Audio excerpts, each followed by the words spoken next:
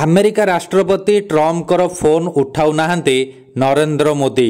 ଆସନ୍ତୁ ଜାଣିବା ଏହାର ସର୍ଭିସେସ ଖବର ବିଷୟରେ। ଭାରତ ଏବଂ ଆମେରିକା ମଧ୍ୟରେ ଚାଲିଥିବା ଶୁଳ୍କ ବିବାଦ ବାବଦରେ ଆମେରିକା ରାଷ୍ଟ୍ରପତି ଡୋନାଲ୍ଡ ଟ୍ରମ୍ପ ଭାରତର ପ୍ରଧାନମନ୍ତ୍ରୀ ନରେନ୍ଦ୍ର ମୋଦିଙ୍କୁ 4 ଥର ଫୋନ୍ କରିଥିଲେ, କିନ୍ତୁ ମୋଦି କଥା ହେଉନଥିଲେ ବୋଲି ଏକ ଜର୍ମାନ ସମ୍ବାଦପତ୍ର ଦାବି କରିଛି। ଏକ ଜର୍ମାନ ସମ୍ବାଦ କାଗଜ FAZ ଟ୍ରମ୍ପ ଏବଂ ନରେନ୍ଦ୍ର ମୋଦିଙ୍କ ମଧ୍ୟରେ ସବୁକିଛି ଠିକ୍ ନାହିଁ ବୋଲି ଦାବି କରିବା ପରେ ଚର୍ଚ୍ଚା ବୃଦ୍ଧି ପାଇଛି।